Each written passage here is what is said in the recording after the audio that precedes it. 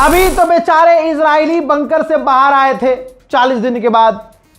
अभी तो इजराइल में थोड़ा ये हुआ था कि चलो भाई अब खुले में सांस ले सकते हैं कि उधर से हिजबुल्लाह के रॉकेट पहुंचने लगे। लगभग 400 लोगों के नरसंहार के बाद कौन चुप रहेगा भाई।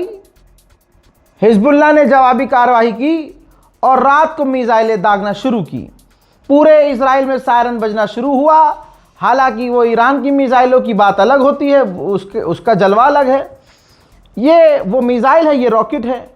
तो रॉकेटों को रोकने में कामयाब लगभग हुआ है इजराइल। देखिए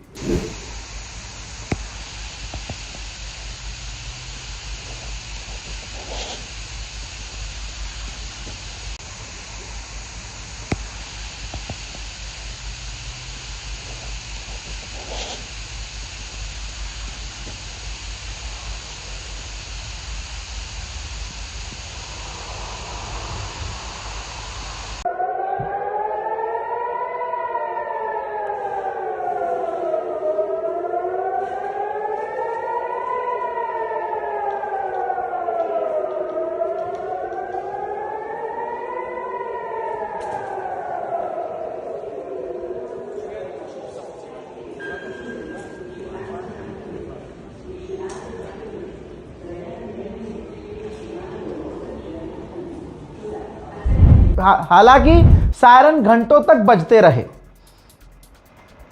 और बेचारे इजरायली जो हैं, जो हगना मूतना जिनका हराम था, अब वो फिर से बंकर में।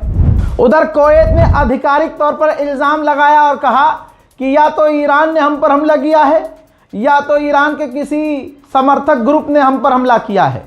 ये दोनों स्टेटमेंट जारी किए गए हैं। 2 पेज का स्टेटमेंट है कुवैत के द्वारा। नाराज हुआ है कुवैत काफी। इसके बाद ईरान खेल गया और भाई ईरान सीख गया खेलना कैसे है।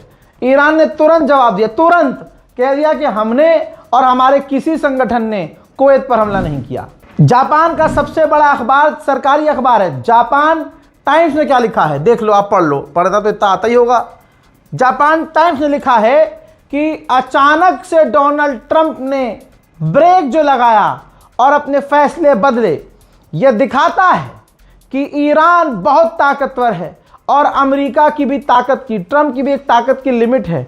इतना ताकतवर है नहीं जितना अमेरिका दुनिया को दिखाता और बताता है। और आज की तारीख में भी पूरी दुनिया का 20% ईंधन और एनर्जी कंट्रोल कर रहा है ईरान स्ट्रेट ऑफ हॉर्मूज के जरिए, और ईरान ही अपनी शर्तों को रख रहा है। जापान टाइम्स ने बोला है।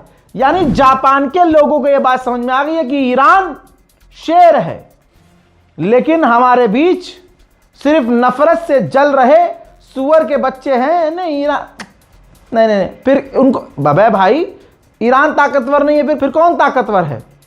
तुम्हारे अब्बा हैं जो ठीक से कार्यक्रम नहीं कर पाए और गलती से तुम पैदा हो गए हैं? हजरात, आधी रात के बाद भारतीय वक्त के मुताबिक रात को 3 बजे मेरे पास अपडेट आया कि ईरान की एक डेलीगेशन जो टीम है वो पहुंच चुकी है, इस्लामाबाद पहुंच गई है। इस्लामाबाद में ये हो गया है, वो हो गया है, होटल भी पहुंच गए हैं और फाइटर जेट उड़ रहे थे और ईरान पहुंचे थे जहाज पाकिस्तान के ईरान की टीम को लेने के लिए। ये तमाम चीज़ें चलती रही और कई बार ऐसा हुआ कि हमने अपडेट रिकॉर्ड करना शुरू किया और पता चला कि फेक न्यूज़ है, अभी कंफर्म नहीं है ना। तो आपके सामने तस्नीम न्यूज़ है जो ईरान का है, स्टेट चैनल, उसने कंफर्म किया कि खबर फेक चल रही है। ये जो खबर चलाई जा रही है कि ईरान की टीम नेगोशिएशन के लिए इस्लामाबाद पहुंच चुकी है, ये खबर झूठी है। ये किसने कहा? तस्नीम मीडिया ने कहा। उधर डोनाल्ड ट्रंप परेशान हो चुका है और भाई धमकी भी ठीक से नहीं दे पा रहा है। अब ये देखिए फुस्सी को कह रहा है कि ईरान बहुत गंदा काम कर रहा है और डिसरेस्पेक्ट कर रहा है, कुछ लोग कहेंगे। आप सोचिए कि वो स्ट्रेट ऑफ हॉर्मूज से जहाज को निकलने नहीं दे रहा है। That is not agreement we have, हमारा ये कोई एग्रीमेंट नहीं था, इस तरह की बात नहीं थी। बहरहाल आप देख सकते हैं डोनाल्ड ट्रंप एक जहां कह रहा था कि ईरान की सिविलाइजेशन को मिटा देंगे। अब वो कह रहा है स्टेट ऑफ हॉर्मुज़ खोल दो ना, खोल दो। मेरे दोस्तों, अमेरिका का एक और अखबार है और अमेरिका के अंदर ये बातें चल रही हैं, ठीक है। द न्यूयॉर्कर बहुत बड़ा अखबार है, कह रहा है कि अमेरिका और ईरान का सीज फायर हो गया है, लेकिन डोनाल्ड ट्रंप की जो पुराने ज़माने की घिसी पिटी सोच है, अभी वही सोच है। क्या सोच है? कि मैं कुछ भी कर लूँगा, मैं कुछ भी कर सकता हूँ, मैं पावरफुल हूँ, मेरे मन में जो आएगा मैं कर सकता हूँ। भाई पाकिस्तान के डिफेंस मिनिस्टर ने जिगरा दिखाया, भाई मान गया मैं उनको। उन्होंने इजराइल को खरी खोटी सुनाई और कहा, पिछला बयान याद होगा, पाकिस्तान ने बहुत कुछ कहा। पाकिस्तान के विदेश मंत्री ने कहा कि पूरे इलाके में आतंक मचाने वाला इजराइल है, नरसंहार करने वाला इजराइल है, कैंसर है इलाके के लिए। ये बहुत भड़के पाकिस्तान के डिफेंस मिनिस्टर, यहां तक कह दिया कि खतरा है ये इलाके के लिए, ये सीज फायर खराब कर रहा है। जहां हम सीज फायर बात कर रहे हैं, ये नरसंहार कर रहा है।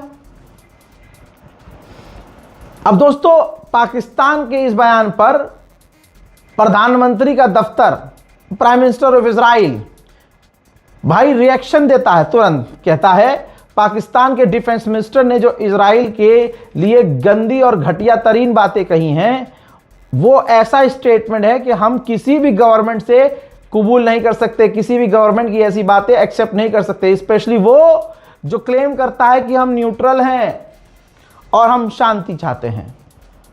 जरा नोट कीजिएगा, मैं ये पहली बार देख रहा हूं कि इतने खतरनाक बयान के बाद जहां इजराइल चढ़ जाता है, इजराइल पाकिस्तान पर भड़का ही नहीं। नॉर्मल है, न धमकी दी न कुछ किया। क्या हो गया भाई इजराइल? अब तुम्हें खौफ पाकिस्तान से भी आ रहा है क्या? पाकिस्तान से भी डर रहे हो क्या? हैं, कुछ पाकिस्तान ने दबा दिया तुम्हारा? खेल कर दिया पाकिस्तान ने। एक और बड़ा अपडेट दूं, दिल खुश हो जाएगा आपका। जो नेटो का चीफ है वो अमेरिका पहुंचा था मिलने के लिए डोनाल्ड ट्रंप से, और डोनाल्ड ट्रंप इतना भड़का, इतना भड़का, इतना भड़का, अजी इतना भड़का कि रिपोर्ट कह रही है वो चीख रहा था, पागल कुत्ते की तरह चीख रहा था, चिल्ला रहा था। और इतनी बात खराब हो गई कि डोनाल्ड ट्रंप ने यह कह दिया नेटो के चीफ से कि मैं तुम्हारे खिलाफ एक्शन लूंगा। फिर बाहर मीटिंग खत्म जब हुई, बाहर आया आदमी, जब पूरी मीटिंग खत्म हो गई तो ये ऐलान किया गया, हर अखबार ने बताया कि मीटिंग काफी खराब रही, इससे बेहतर तो मीटिंग ना ही होती। मेरे दोस्तों, ईरान के पार्लियामेंट स्पीकर, भाई साहब दिल जीत लिया इस आदमी ने। भाई जहां अमेरिका इजराइल धमकी देते थे, वहां धमकी अब गरीबाब दे रहे हैं। रीट्वीट किया है अपने उन शर्तों को और कहा कि टाइम इज रनिंग आउट। और इससे पहले कह चुका है ईरान कि अगर डील नहीं मानी जाती है, हमारी शर्तें नहीं मानी जाती है, तो बेहतर जंग होगी। हजरात, उधर यूएई के अमीर ने क्या कहा है? कहा यूनिटी दिखाने के लिए अपने घर की छत पर यूएई का झंडा लहराओ। और मेरा दोस्त कालिया अनस भाई, वो तो उसमें रहता है, फ्लैट में, अपार्टमेंट में, फिर उसके बाद छत ही नहीं है। अरे बादशाह साहब, मेरे दोस्त को ही दिलवा दो। पहले आप एक काम करो, जो भी वहाँ इंडियन रहते हैं उन तमाम लोगों को, भारतीयों को, चाहे वो हिंदू हो मुस्लिम हो, आप उन्हें बढ़िया बढ़िया मतलब पूरा एक विला दिलवाइए। मैं पूरे भारत के मुसलमान, हिंदू, सिख, ईसाई जो भी यूएई में रहते हैं मांग करता हूँ, आपके पास तो बहुत पैसा है, दिल भी बहुत बड़ा है आपका, सिर्फ दिल ही बड़ा है और तो छोटा छोटा है। तो आप एक काम कीजिए, तमाम भारतीयों को एक एक विला दिलवाइए। मैं कसम खा के कहता हूं, मेरे प्यारे भारतीय इतने बढ़िया लोग हैं कि झंडा क्या लहराएंगे भाई, आपकी फोटो भी लगाएंगे विला की एंट्री पर, और खूब बड़ा सा झंडा लगा के रखेंगे यूएई का, जब तक यूएई में रहेंगे। हजरत यूनिटी दिखा भाई, तुम्हारे यहां यूनिटी टूटी कब? सवाल यह है, तुम्हारे अपने लोग और जो तुम्हारे यहां गए हुए हैं बिजनेस करने के लिए, वो तुम्हारे खिलाफ हुए कब? मतलब कुछ भी। अरे यार, मोदी जी की वीडियो देख ली क्या, ढोल पीटने वाली? अरे बर्तन बजवाते हैं ना मोदी जी, ये काम सिर्फ मोदी जी कर सकते हैं, तुम्हारी औकात नहीं है। कि जो काम हमारा प्रधानमंत्री करवाए वो तुम कॉपी करो। जूता लाओ रे। अब इंटरनेशनल मीडिया रिपोर्ट्स आ रही हैं, एक दो नहीं, अब ज्यादातर मीडिया खुलकर पूरी कहानी बता रहे हैं कि 2 दिन पहले जो डील हुई, सीज फायर हुआ, उसमें डोनाल्ड ट्रंप की हालत इतनी खराब थी, इतना उतावला था डोनाल्ड ट्रंप कि उसने ईरान की तमाम शर्त मानी और शर्त में क्लियर ईरान ने मेंशन किया था कि लेबनान में भी सीज फायर होगा। डोनाल्ड ट्रंप राजी हो गया था। फिर उसके बाद जब इजराइल भड़का, इजराइल जिद पे आया, तो प्रेशर इतना बना डोनाल्ड ट्रंप पर कि डोनाल्ड ट्रंप बाद में पलट गया। यानी पहली ही शर्त से डोनाल्ड ट्रंप पलट गया। मेरे दोस्तों, रिपब्लिकन्स, अमेरिकी रिपब्लिकन्स को अब डर बैठ गया है सीने में। यह रही रिपोर्ट कि अब जो चुनाव आएगा उसमें ट्रंप तो जाएगा ही जाएगा और रिपब्लिकन का कोई व्यक्ति जीत भी नहीं पाएगा, क्योंकि ईरान ने जो इज्जत उछाली है, वो अब वापस नहीं आएगी। ये बहरीन इतना सा है दोस्तों, इतना सा, मैप में देखिए इतना सा, मतलब अगर हम जोर से छींक देंगे तो बह जाएगा साला।